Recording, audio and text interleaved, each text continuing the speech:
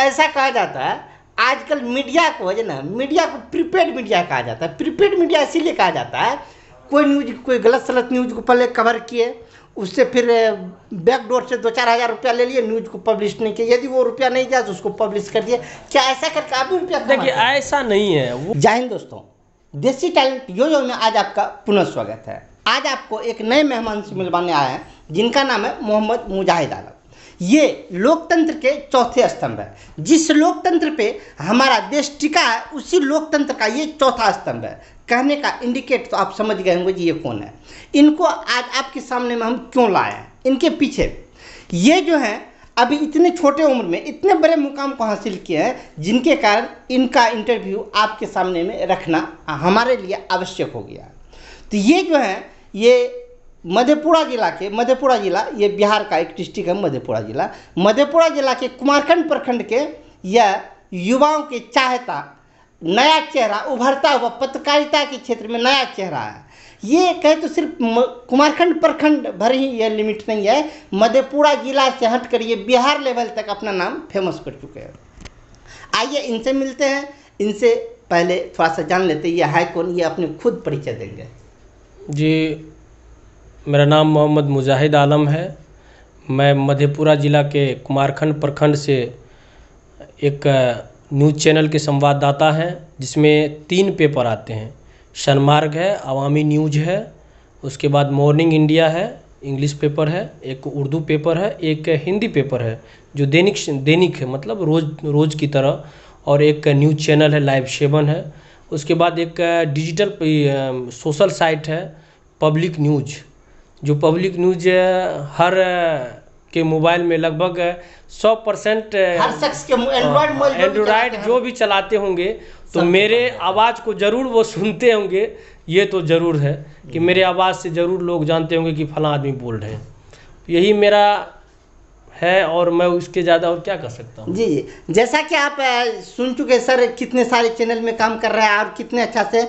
अभी जितना बड़प्पन किया जाए वो शायद कम पड़ जाएगा, क्योंकि सर मतलब इतना अच्छे ढंग से परफॉर्मेंस करते, इतना ईमानदारी से अपने काम को कर रहे हैं, इतना ईमानदारी से कर रहे हैं।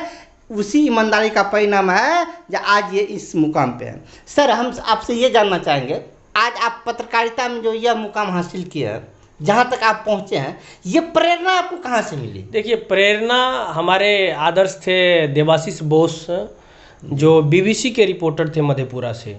वो मधेपुरा के बीबीसी के रिपोर्टर थे और उसके कई रिपोर्टर हैं यहाँ, क्या कहते हैं, रजीउर रहमान साहब जो रिपब्लिकन टाइम्स से हैं, जो डिजिटल प्लेटफॉर्म पे अभी जानते होंगे, आप देखते भी होंगे। हालांकि मैं उस विभाग में नहीं था, लेकिन गांव की समस्या, आवाम की समस्याओं को देखकर मुझे इस रास्ते को अपनाना पड़ा।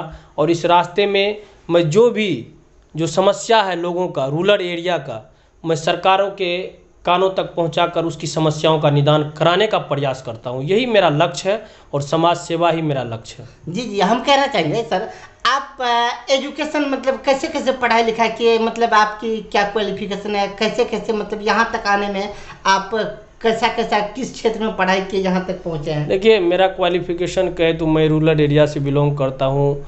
मेरा घर हो गया मधेपुरा ज़िला के कुमारखंड प्रखंड का एक सुदूर इलाका है, बिशनपुर बाजार पंचायत, जहाँ पर एक नेशनल ब्राइट पब्लिक स्कूल था, प्राइवेट स्कूल था। वहाँ के योगेंद्र प्रसाद मेहता जी जो प्रिंसिपल थे, उन्हीं के शागिर्द हैं हम। शागिर्द मतलब उन्हीं के सानिध्य में आप शागिर्द एक शब्द छत्र छाया ने, वो हमारे गुरुजी थे, उर्दू लफ्ज हुआ शागिर्द, हम उनके शागिर्द हैं। और उन्हीं के बताए हुए रास्ते पर मेरी जो शुरुआत थी, उसी के बताए हुए रास्ते पर चलकर आज इस मुकाम तक मैंने हासिल किया। चाहे वो मैट्रिक भी महावीर रानी पट्टी उच्च विद्यालय से किया। उसके बाद ISC में क्या कहते हैं, नेति प्रसाद महाविद्यालय कुमारखंड से किया हूँ। उसके बाद ग्रेजुएशन मेरा BN मंडल यूनिवर्सिटी मधेपुरा से। एक बात सर, बीच में रोकना चाहेंगे। जैसा कि मतलब सुनने में आया, 100% तो नहीं कर सकता, आप ही के मुँह से सुन लेता अच्छा रहेगा, जब आप इंजीनियरिंग के क्षेत्र में कुछ माइंड लगाए थे। देखिए, उस समय जब मेरा इंटर कंप्लीट हुआ 2007 में, तो मैं एक BIC ऑपरेटर के रूप में कार्यरत था कुमारखंड ब्लॉक में। लगभग मैं 3 साल वहाँ सर्विस किया हूँ। जाति आवासीय जो आपका residential income certificate, residential certificate, caste certificate बनता था, वही लगभग मैं इश्यू करता था, तो पदाधिकारी से सिग्नेचर करा के आवाम के बीच से वितरण करता था। तो वहाँ सर्विस किया। उसके बाद एक लक्ष्य था कि कभी न ये सोच भी नहीं सकता था कि मैं इंजीनियर बनूंगा, लेकिन एक मेरे इंजीनियरिंग किया है या नहीं है? एक मेरे मित्र थे, वो बार बार कहते थे कि आप कम से कम इंजीनियरिंग कर ले, इंजीनियरिंग कर लो, बेहतर है। किया है? हाँ, मैं इंजीनियर करके मैं उस that means I call you engineer या Mujahid Alam. Engineer, I am engineer. Yes, actually है क्या कि इंजीनियर मैं दोस्तों के कहने पे किया, सर्विस भी किया 2 साल उसमें। देखिए, 1 मिनट रुकना चाहिए सर। सर हमारे मेहमान है, तो मेहमान के मतलब आपको इनसे परिचय करवाना है, इसीलिए मतलब इनको हम बार बार मतलब कह रहे हैं। हकीकत बात यह है कि हम दोनों एक ही जगह से इंजीनियर बने हैं, ठीक ना? एक ही कॉलेज में पढ़े, एक ही जगह से बने। आपसे मतलब परिचय करवाना था, इसीलिए इनसे हम इनके मुँह से हम निकलवाए इंजीनियर बने कि नहीं बने।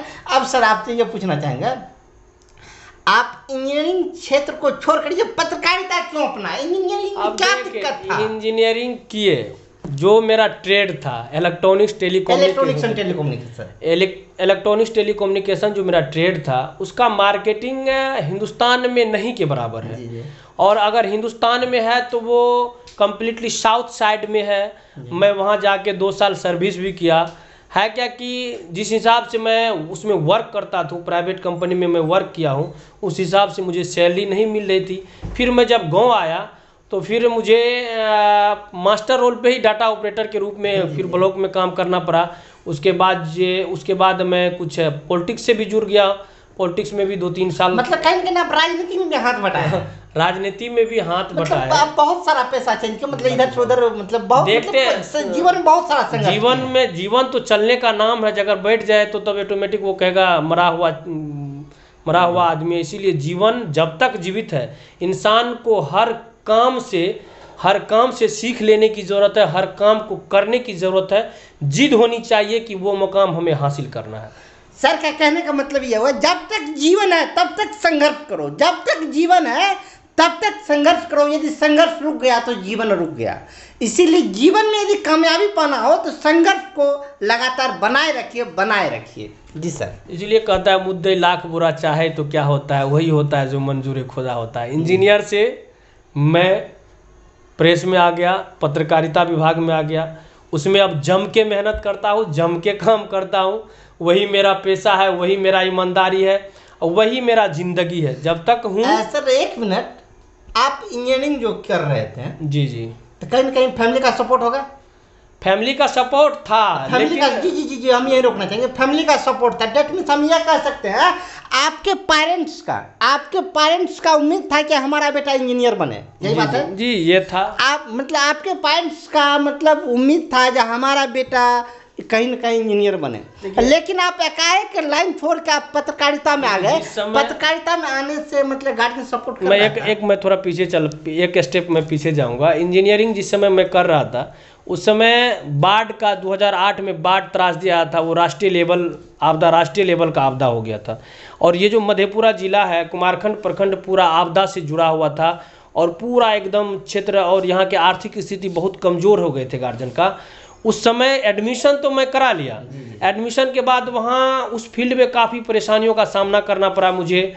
उसमें जो है मैं 2 घंटा क्लास ओवर होने के बाद जो आदमी स्टूडेंट खेलने कूदने के लिए क्रिकेट के मैदान या कहूँ चले जाते थे, लेकिन उस दौरान मैं मेहनत करके जो मेरे पास इल्म था, मेरे पास जो गुण था और सिलाई कटाई का, तो उस समय मैं 2 घंटा सिलाई पे समय देता था। 4 से 7, 4, 5, 6, 7, 3 घंटा मैं सिलाई पे समय देता था। सिलाई करके शर्ट पैंट सी के क्या कहते, किसी दुकान पे समय देता था। उससे जो अर्न होता था, उससे जो रुपया होता था, उससे ऑफिस फीस, स्कूल फीस, उसके बाद बाज़ार का फीस और जो भी रूम का रेंट तमाम मेंटेन अपना उस रुपये से कर लेते थे, और गार्जियन को उससे कम अफेक्टेड होते थे। जी, जैसा कि हम आपको बतला दें, बिहार में 2008 बहुत बड़ा बाढ़ आया था। ये खास करके कोसी जोन में बहुत बड़ा बाढ़ आया था। उसी समय बाढ़ के ही समय इनका एडमिशन हो गया था मतलब इंजीनियरिंग कॉलेज में। उसमें इनके पेरेंट्स एबल थे कि एडमिशन करवा दिए, परंतु बाढ़ आने के कारण सब कुछ नष्ट हो गया, कहीं कुछ नहीं बचा। तो ऐसा विषम परिस्थिति में ये खुद मेहनत करके सिलाई कटाई का काम करके उनसे रुपया अर्न करके तब यह इंजीनियरिंग किए। और इतना मतलब मेहनत करने के बाद जो इंजीनियरिंग का सर्टिफिकेट मिला, उनसे भी सर को कुछ खास बेनिफिट नहीं हुआ।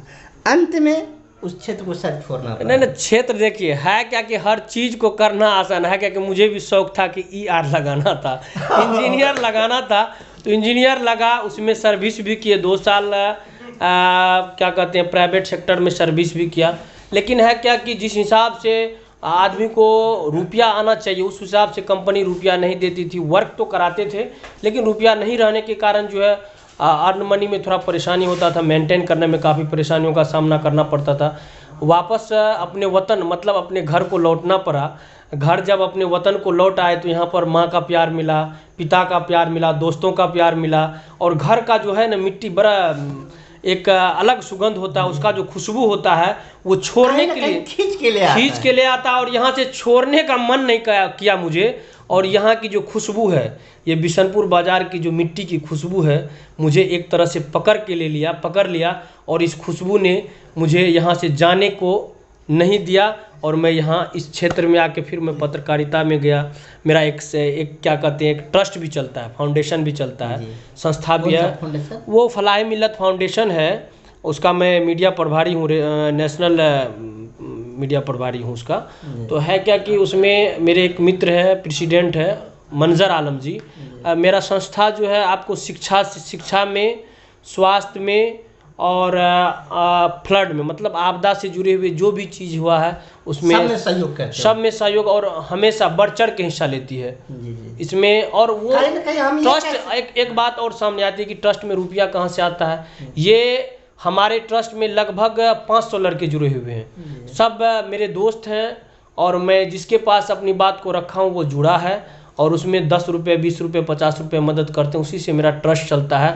और ट्रस्ट चलने का एक ही एम है कि हमेशा गरीबों का मदद करना, चाहे वो गरीब परिवार की लड़की हो उसका शादी करवाना प्राथमिकता है। जो बच्चे मैट्रिक के बाद नहीं पढ़ पाते हैं उस बच्चे को बेहतर उच्च शिक्षा प्राप्त करने के लिए मेरा जो ट्रस्ट है, मेरा जो संस्था है वो सबसे पहले खड़ा होगा। जो गरीब आदमी है इलाज कराने के लिए उसके पास रुपया नहीं है तो मेरा ट्रस्ट खड़ा होगा। बात रही फ्लड का, चाहे अपने यहाँ फ्लड आया, केरला में भी फ्लड आया था, उसमें भी मेरी टीम वहाँ पहुँची। लगभग यहाँ बिहार से एक बस पूरा भर के वहाँ यहाँ से राहत किट भेजे। उसके बाद बिशनपुर बाजे कुमारखंड में भी क्या कहते हैं लक्ष्मीपुर भगवती, वहाँ भी आगजनी की घटना, वहाँ मदद किए, पूरे मतलब अपने एरिया में जहाँ भी मतलब किसी प्रकार का आपदा होता है तो सर का जो फाउंडेशन है इनके द्वारा सर मतलब बढ़ चढ़ का हिस्सा लेता है और बढ़ चढ़ उनका हेल्प करता है। यदि आप भी सर के फाउंडेशन में कुछ डोनेट करना चाहते हैं तो डिस्क्रिप्शन में हम लिंक दे दिए है, सर का फाउंडेशन का टोटल आप वहां देख लीजिए और आप भी डोनेट कर सकते हैं सर के फाउंडेशन में। क्योंकि अब सर देखिए है कि मेरा ट्रस्ट जो है बजाबते बाय रजिस्टर्ड है, नेशनल रजिस्टर्ड है। और दूसरी बात है उसका फलाह मिल्लत फाउंडेशन के नाम से अकाउंट है और आप साइट भी उसका है, फलाह मिल्लत फाउंडेशन के नाम से साइट है। तो साइट पे भी अपना खोल के उसमें जो भी ट्रस्ट में आप मदद करना चाहते हैं उसमें सारा फ़ोटो भी है, कहाँ कहाँ हमने मदद किया है, उसमें टोटल चीज़ अपलोड किया हुआ है। एक होता है कि लोग को शक होता है कि भाई ये कहाँ है, कैसे, ऐसा तो नहीं कि ठगता है, ऐसा कुछ नहीं है। मैं एक गरीब परिवार से बिलोंग किया हूँ, मुझे दर्द है गरीबों का, मुझे एहसास है उस गरीबी से कि इंसान कैसे मतलब मजबूत होते हैं निचले स्तर से अपने पैदान को वहाँ तक ले जाने के लिए कितना मजबूत, कितना मेहनत करना पड़ता है, संघर्ष करना पड़ता है एक छात्र को। इसीलिए मुझे हमेशा शिक्षा सबसे पहले, मेरा ट्रस्ट जो है सबसे पहले प्राथमिकता शिक्षा को देता है। कि अगर अभी मेरे यहाँ बगल में एक मेरे गांव में है एक छोटा सा गणेश है, गणेश मेरा मित्र था, वो कोचिंग चलाते हैं। तो उस कोचिंग में जब भी चाहे 15 अगस्त हो या 26 जनवरी हो, वहाँ कोई प्रोग्राम करते हैं बच्चे के लिए, तो उसमें ज़्यादा से ज़्यादा मेरा योगदान रहता है। बच्चे को प्रोत्साहन देने में मेरा ट्रस्ट मदद करती है हमेशा।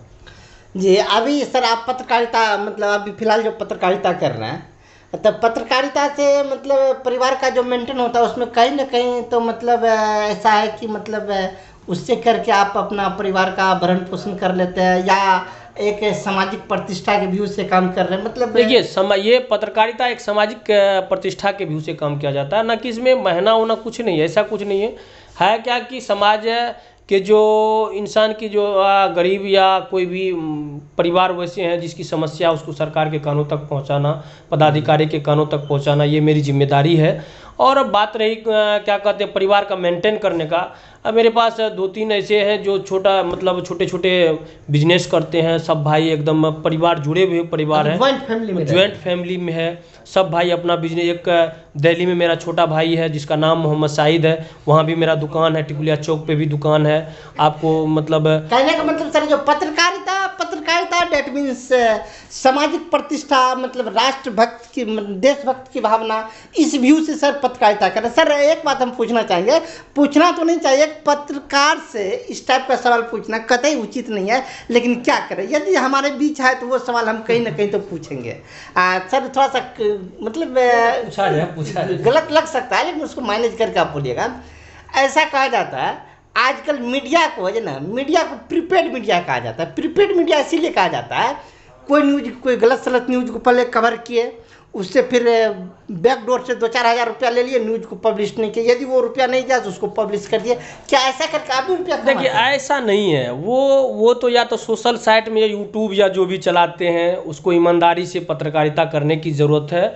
जो भी यूट्यूब चलाते हैं और वेब पोर्टल चलाते हैं या सोशल साइट चलाते हैं, देखिए सोशल साइट आपका एक बेहतर प्लेटफॉर्म है, आप उस पर एक बेहतर चीज़ को परोसिए, समाज में एक ऐसी चीज़ परोसिए कि समाज में आप एक आईना की तरह चमकिए। समाज में अगर आईना की तरह चमकिएगा तो चेहरा आपका खुद ब खुद साफ दिखाना शुरू हो जाएगा।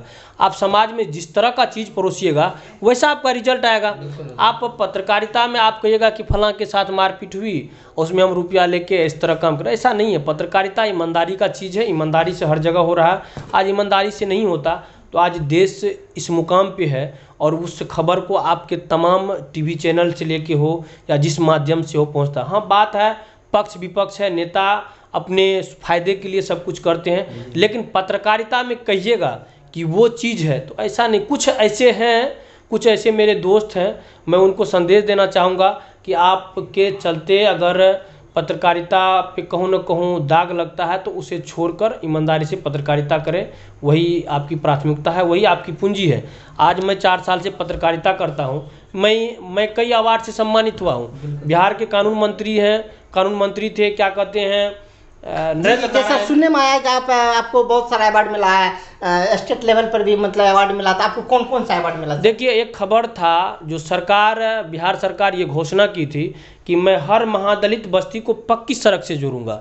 पक्की सड़क से जोड़ने का कवायद शुरू था, सरकार कह दिया कि मैं पक्की सड़क से उस गांव को जोड़ चुका हूं। लेकिन जब मैं उस खबर के लिए पहुंचा तो 2008 में त्रासदी बाढ़ आई थी, उस समय से भी वो सड़क वैसा ही था, पगडंडी के सहारे। जब बरसात के समय उस सड़क पे आदमी को पैदल चलना भी मुश्किल था, और बाढ़ के समय वहाँ पुल टूटने के बाद आदमी पगडंडी के सहारे, जिसे चचार कहते, उसके सहारे लोग चलते थे।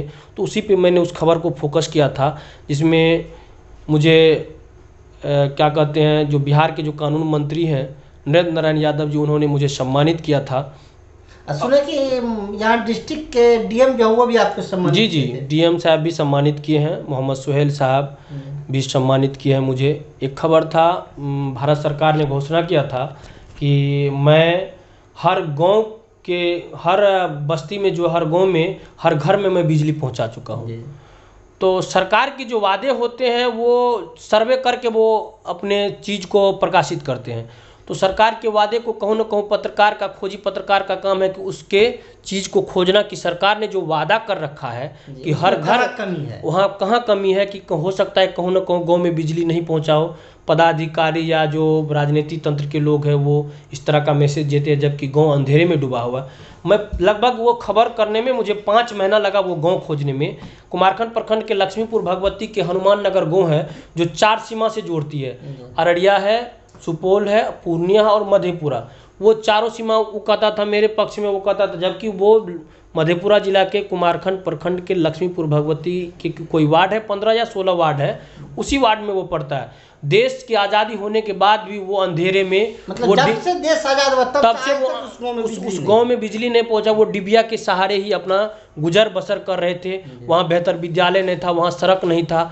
जब मैं लगभग उस खबर पे मैं 3 दिन मेहनत किया तो उस मेहनत का रंग ये आया कि जो क्या स्टेट लेवल की जो टीम होती है, ये स्टेट लेवल की टीम आके 3 दिन के अंदर हर घर में लाइट पहुंचाने का काम मतलब किया। 3 दिन में काम। ये उपलब्धि मेरे खबर से हुआ।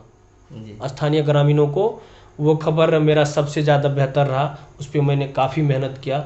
उस समय मैं रिपब्लिकन टाइम्स से जुड़ा हुआ था, तो उसमें मेरे सहयोगी, मेरे संपादक रजीउर रहमान साहब भी वहाँ पहुँचे थे।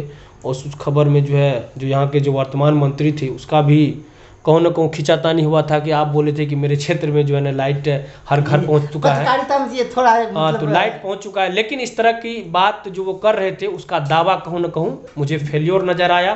और उस फेल्योर को उस दावा को गलत साबित मैं किया। उस दावा के गलत साबित करते हुए गांव तक सरकार के माध्यम से बिजली पहुंचाने का काम किया। जी। उसी के चलते मुझे अवार्ड से भी सम्मानित हुआ था। डिस्ट्रिक्ट मजिस्ट्रेट मुझे अवार्ड से सम्मानित किए थे।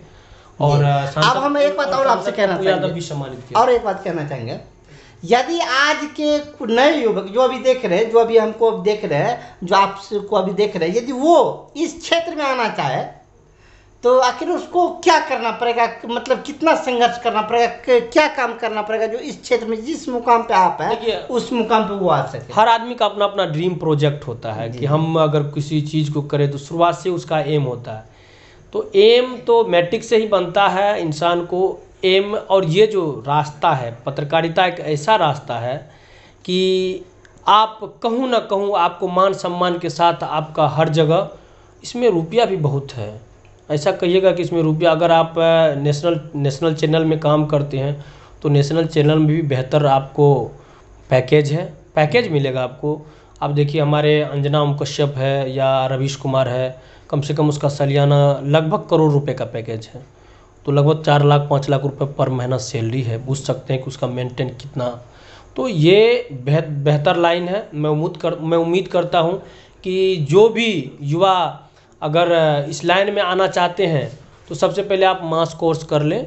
मास कोर्स करने के बाद आप इस क्षेत्र में आए। उसके लिए आपको दिल्ली हो या पटना हो, वहाँ पर जाकर आप ट्रेनिंग कर ले। ट्रेनिंग के माध्यम से आप इस चीज़ में आते हैं तो आप एंकर बनते हैं। तो एंकर का तो भाई कुछ अलगे बात है। एंकर बनिएगा तो आपको बेहतर सैलरी मिलेगा, बेहतर रॉयल्टी मिलेगा, हर चीज़ से आपको संपूर्ण चीज़। एक बात और बीच में हम रोकना चाहेंगे, एक बात और आपसे पूछना चाहेंगे। एक ईमानदारी पूर्वक पत्रकारिता करने के लिए, मतलब पत्रकारिता का ही अर्थ हो गया, जब हम पत्रकारिता ईमानदारी पूर्वक कर रहे हैं तो हम बहुत सारा दुश्मन को पाल रखे हैं। देखिए ये बहुत सारा दुश्मन हो जाता है, क्योंकि हम जिनके पक्ष या किसी के पक्ष में बोले तो दूसरे के विपक्ष में मेरा आवाज़ जाएगा, और कहीं ना कहीं जब उसके विपक्ष में बोले तो उससे दुश्मनी हुआ। इस तरह से तो आपका ढेरों सारा दुश्मन होता होगा। और उन सब दुश्मनों से आप कैसे निपटते और कैसे जीवन जीते हैं? जितना दुश्मन होता है उतना दोस्त भी होता है। इस लाइन में दुश्मन से ज़्यादा दोस्त हैं। और जो दुश्मन है उसे पता है कि हम गलती किए हैं, तब ये मेरा खबर चलाया है। तो ये मेरा तो काम है कि सरकार के कान या पदाधिकारी के कानों तक मैं जनहित की बात को पहुंचाऊं। और चाहे उसमें दुश्मन बने, मेरा तो संघर्ष ही जो है जीवन है। और संघर्ष में चाहे उसमें दुश्मन बने या दोस्त बने, उस काम को तो जो रास्ता मैंने अपनाया उस रास्ते को फुलफिल उसको करते रहूँगा। सर, आपका फ्यूचर प्लान क्या है? फ्यूचर प्लान मेरा पत्रकारिता ही मेरा जीवन है। मैं उसको हमेशा करता रहूँगा जब तक जीवित हूँ, उससे लेकर चलूँगा, यही मेरा एम है। तो अब आखिरी आपसे हम ये सवाल एक कर दें, जो मतलब देखिए होता क्या, कुछ सवाल नहीं भी करना चाहिए आपसे, लेकिन मजबूरन करना पड़ जाता है, वर्तमान स्थिति को देखते हुए करना पड़ जाता है। क्या पत्रकारिता में भी जातिवाद होता है, धर्मवाद होता है? अब आखिर ये धर्मवाद मतलब इसको कैसे, किस दृष्टि से आप देखते हैं? देखिए पत्रकारिता में तो ना तो कोई जातिवाद होता है ना कोई धर्मवाद होता है। वहाँ पर तमाम लोग सम्मान होते, चाहे वो किसी भी धर्म के हो। पत्रकार के लिए सब जाति सभी धर्म के लोग सम्मानित होते हैं। उसमें कोई जाति कोई भेदभाव नहीं है। सब आदमी की आवाज़ मुद्दे को जो है सरकारी कान तक, पदाधिकारी के कानों तक पहुंचाना उसकी प्राथमिकता है, उसकी जवाबदेही है। कोई इसमें जातिवाद की इसमें कोई भावना नहीं। सर का कहने का तात्पर्य ये हुआ, पत्रकारिता एक साफ कपड़ा है, एक सफेद कपड़ा है, इसका कोई रंग नहीं है, कोई जाति धर्म नहीं है, सबके लिए एक समान। बस पत्रकारिता का बस एक ही धर्म है, इसका कोई धर्म नहीं, इसका बस एक ही धर्म है, जनता के आवाज़ों को सरकार के कानों तक पहुंचाना। जी सर, सही बोले? यही बात है, सरकार के कानों तक पहुंचाएंगे तब आवाम को उससे जो बेनिफिट है, जो सरकार को आप इलेक्टेड करके भेजे हैं, वो आपके कामों पे खरा उतरेगा। जी सर, जाते जाते आखिरी में एक सवाल और हम करते चले जाएंगे। आज आप जिस मुकाम पे हैं, यदि ये मुकाम भी नहीं मिलता तो आप क्या करते? देखिए, ये तो आदमी पहले एम बना लेता है कि हर काम को करेंगे, जो काम जो भी हो, अच्छा जितना भी संघर्ष करना पड़े, अगर आपका वो लक्ष्य है तो उस लक्ष्य के लिए आपको कभी दुख भी होना पड़ता है, कभी सुखी भी होना पड़ता है। लक्ष्य को हासिल करने के लिए जितना भी परिश्रम करना पड़े, वो करने में आप कतई पीछे ना हो। जी, तो आखिरी में अब आपसे समय हो गया विदा लेने का। तो जी सर, आखिरी में आप हमारे व्यूअर के बारे में आप क्या कहना चाहेंगे? मैं आपके चैनल के माध्यम से कहना चाहूँगा कि पत्रकारिता देश का चौथा स्तंभ है। वो ईमानदारी से न जाति, न धर्म, न भेदभाव रखता है। वो ईमानदारी से आपकी आवाज़ों को सरकार के कानों तक पहुंचाने का काम करता है। आप अटूट विश्वास करके पत्रकार पे विश्वास करें, और मैं उम्मीद करता हूं कि आपके जो चैनल पे जो दर्शक सब जो न्यूज़ को देख रहे हैं, मैं उम्मीद करता हूं कि आप इसके चैनल को सब्सक्राइब करें, ज़्यादा से ज़्यादा लाइक करें, ज़्यादा से ज़्यादा शेयर करें। धन्यवाद। जी, समय हो गया आपसे विदा लेने का। आज के इस इंटरव्यू में इतना ही रहने दीजिए, फिर अगले दिन मिलाएंगे आपको एक नए मेहमान के साथ। मिलते हैं अगले वीडियो में। जय हिंद।